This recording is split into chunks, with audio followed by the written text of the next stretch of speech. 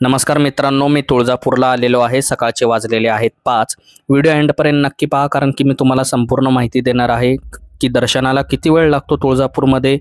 तुम्ही फ्री पासने गेले किंवा पेड पासने गेले तर व्हिडिओ एंडपर्यंत नक्की पहा। पुण्यापासून तुळजापूरला लक्झरी बस पकडली होती आणि लक्झरी बस बघा खूप छान होती। मी 10 वाजता रात्री बसलो होतो पुण्यापासून आणि तुळजापूरला सकाळी पहाटे 5 ला पोहोचलो आणि एक गुरुजींकडे गेलो, तिकडे अंघोळ केली, फ्रेश झालो।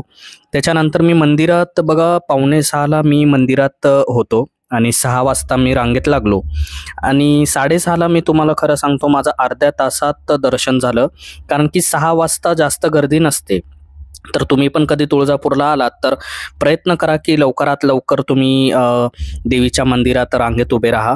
आता मी तुम्हाला बघा झूम करून दाखवत आहे, हे तुळजाभवानी देवीचं गोंधळाचं स्थान आहे। इकडे गोंधळ होतो आणि मला सांगायचं होते ज्यांना तुळजापूरला येणं जमत नाही तर त्यांनी बघा इकडूनच दर्शन घ्यावे, त्यांच्या मनातली जी इच्छा असेल ते मागून घ्यावे। हो बघा मी झूम केलेले आहे व्हिडिओ आणि तुम्ही ह्या स्क्रीनवर पण बघू शकता की देवीची पूजा वगैरे चालू आहे। हो बघा मी परत एकदा झूम करत आहे, इकडे पण तुम्ही बघून घ्या, तुमच्या मनातली इच्छा काय असेल ते मागून घ्या। आणि ह्याच्यानंतर मी तुम्हाला हे पण सांगणार आहे की पेड पास त्याच्यानंतर फ्री पासला किती वेळ लागतो, तर व्हिडिओ एंडपर्यंत नक्की पहा।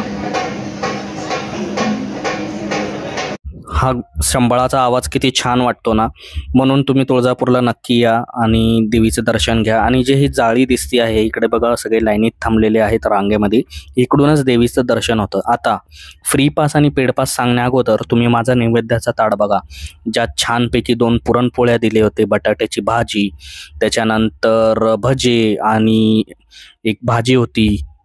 खूप छान वाटलं मला ते खाऊन। आता बघा मी मंदिराची प्रदक्षिणा घालणार आहे। तर बघा आता इकडे पुढे आहे ना बरेचसे असे मंदिरं आहेत, जसं की आता बघा इकडे लिहिलेलं आहे नरसिंह मंदिर। आता तुम्ही बरेचदा ऐकलं असेल की चिंतामणी दगडाबद्दल तुम्ही नक्कीच ऐकलं असेल, ठीक आहे।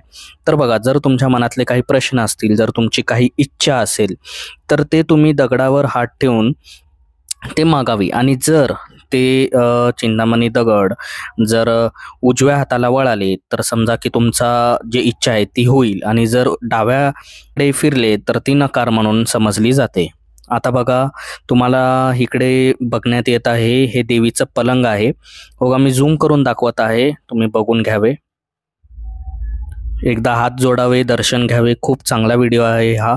आणि आता बघा मी जसं सांगितलं की आता बघा थोडं 7 वाजलेले आहेत आणि गर्दी वाढत चाललेली आहे। जेव्हा मी 6:15 आलो होतो तेव्हा गर्दी बिलकुल नव्हती।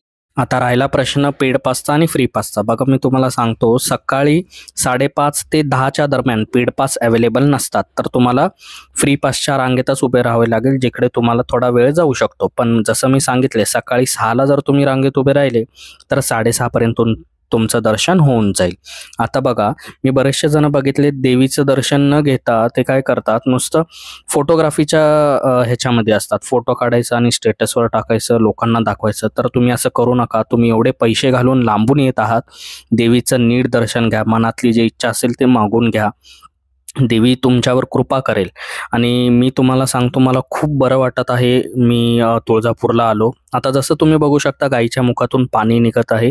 इकडे बरेचसे जण मंदिरात जाण्या अगोदर इकडे पहिले ते पाणी पितात, थोडंसं अंगावर शिपडून घेतात आणि मगच ते मंदिराच्या गाभाऱ्यामध्ये किंवा रांगेत लागतात म्हणजे दर्शनासाठी। आणि आता बघा राहिला प्रश्न असा की जर तुम्हाला तुमची कुंडली बघायची असेल तर तुम्ही मला संपर्क करू शकता, खूप कमी दरात मी तुमची कुंडली विश्लेषण करून देईन। तुमचे काय